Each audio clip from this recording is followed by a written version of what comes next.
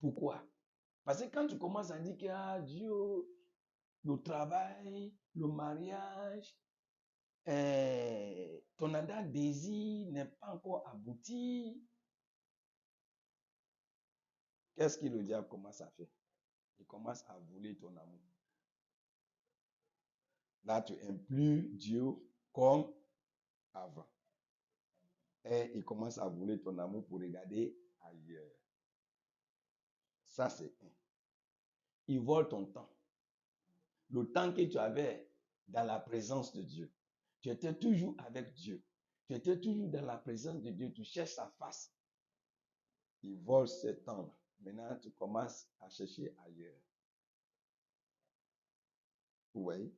Toi qui étais en plein temps, toi qui étais à mi-temps, mi-temps là même, tu as divisé ça encore en 4.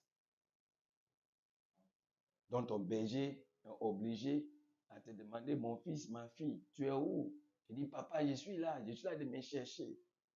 Mais tu vas te chercher, tu ne pourras pas trouver une véritable réponse. Tu dois revenir sur le vœu que tu avais fait à Dieu par rapport au travail, par rapport au mari que tu cherches. Dieu a dit, je peux te donner, mais mets ta confiance. Mais comme c'est lui qui gère le temps, c'est lui aussi qui va nous numéroter. Donc, si le temps n'est pas encore arrivé et n'est pas encore fait, c'est pas à cause de ça que tu dois être distrait. C'est Amen.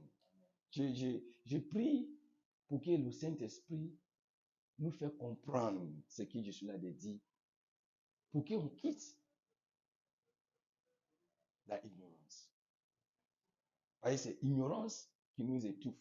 C'est ignorance qui nous tue. C'est Amen. Maintenant, le diable aussi vole notre force, nos ailes. Parce que quand tu as la foi en Dieu, tu es zélé. Tu as la force. Voilà pourquoi quand les gens donnent leur vie à Dieu nouvellement, ils sont zèles pour Dieu, pour travailler sans aucun encouragement. Ils sont prêts à se donner. Mais quand ils commencent à voir que ce qu'ils entendent de la part de Dieu n'est pas encore abouti, ils commencent à relâcher. Ils commencent à se retirer. Ils commencent à raisonner. Ça, c'est le travail de l'ennemi de Dieu. Parce que si le zèle pour le service de Dieu est toujours en intact, il ne peut pas. Il ne peut pas du tout aller contre le plan de Dieu pour l'humanité. Donc voilà pourquoi ils sont mis une stratégie sous place pour rendre l'atmosphère compliquée pour des habitants qui se trouvent sur cette terre. Tout le monde dit que la vie est compliquée, la vie est compliquée. Là où tu dois adorer ton Dieu, tu t'en vas se chercher, c'est bon pour se chercher. Mais il y a les gens qui sortent, ils reviennent, ils retournent à la maison avec regret. Parce qu'ils pensent avoir 100 000, ils retournent avec 0 francs.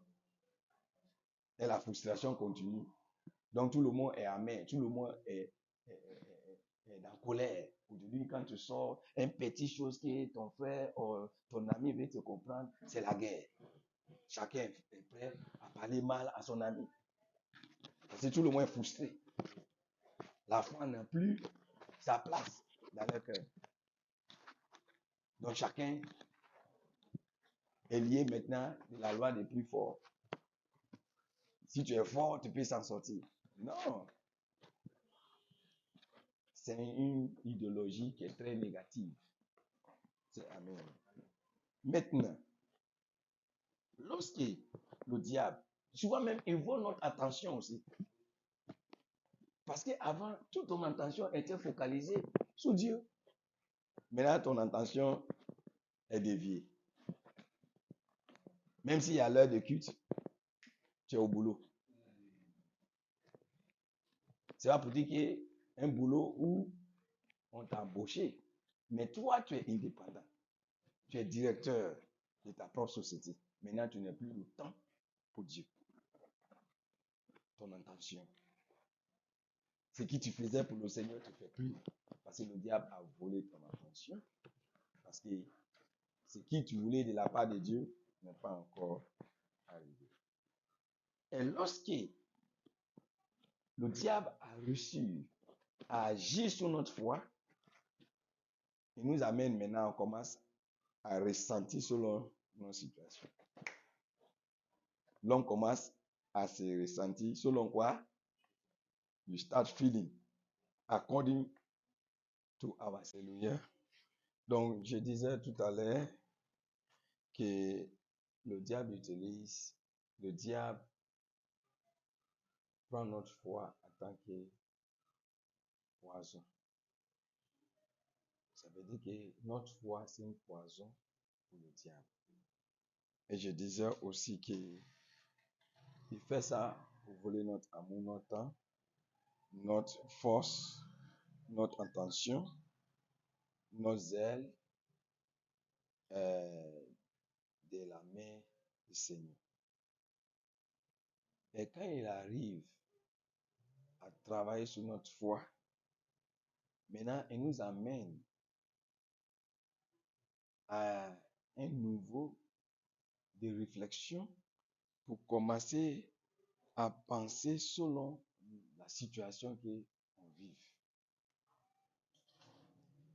Il nous amène aussi pour commencer à vivre selon la circonstance et des opinions de ceux qui nous entourent. Alléluia.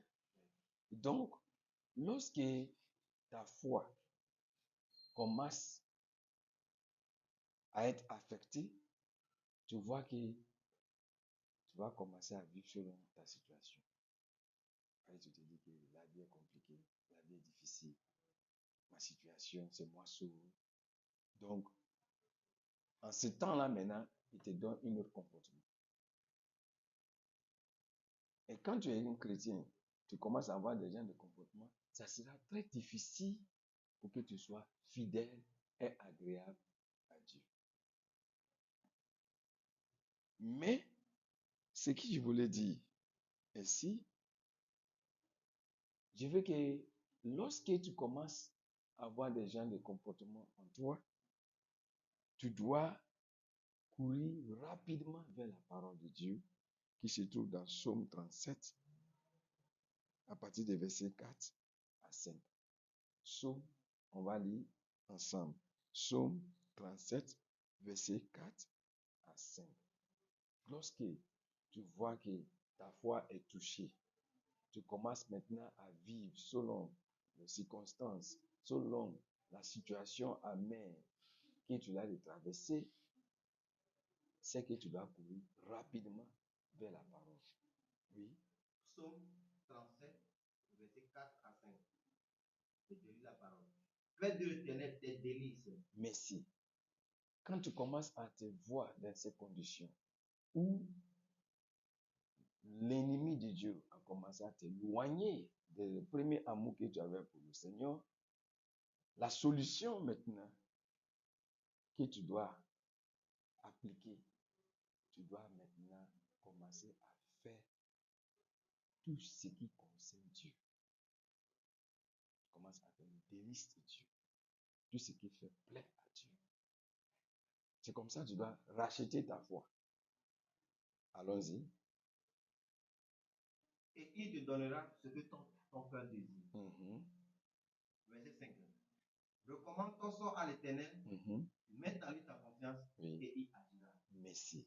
En ces temps, au fur et à mesure que maintenant tu recommandes ton sort, quand on dit ton sort, c'est la situation que le diable a créée à cause du manque de foi, à cause de la menace qu'il a fait avec ta vie chrétienne, avec ta confiance avec Dieu.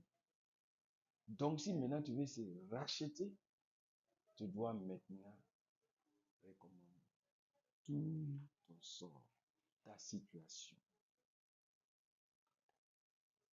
pendant que tu ressentais. Parce que la situation t'a tellement oppressé, il t'a donné un comportement, il t'a donné un sentiment. Et ce sentiment que tu as adopté, ça devient comme un séquel. Donc, si tu veux maintenant restaurer ta foi, tu vas recommander toute ta situation, le mensonge qui t'a fait croire que Dieu n'existe pas, Dieu est lent, c'est un père de temps pour servir Dieu. Maintenant, au fur et à mesure que tu es là de suivre maintenant fidèlement, tu vas voir que sa puissance de restauration va répondre sur toi et ta foi va revivre. Et lorsque ta foi commence à revivre maintenant, tout ce qui l'Éternel avait prévu pour toi, à cause du manque de la foi, il finira à te donner selon le point qui tient dans sa main. Donc toi qui es là, tu avais une foi découragée parce que Dieu est lent selon le jargon des gens. Dieu est lent, Dieu n'exauce pas, Dieu n'arrive pas à subvenir mes requêtes, mes supplications. Si tu veux se racheter et réanimer ta foi, voilà les solutions nécessaires qu'il faut. Que Dieu te bénisse. Rester dans la solitude avec plein de lamentations peut te donner un comportement. Et si tu adoptes à ce comportement, tu peux être un enfant de Dieu, mais tu ne seras jamais être agréable à Dieu, malgré tes services que tu vas vouloir rendre au Seigneur. Pourquoi? Parce que la foi en Dieu n'est plus en existence en toi. Donc, évitons ces gens de blagues de l'ennemi de Dieu, attachés à la parole du Seigneur, et la parole finira à reproduire des fruits très efficaces et vivants. Et tu serais une source de bénédiction pour la nation et pour les générations qui vont venir.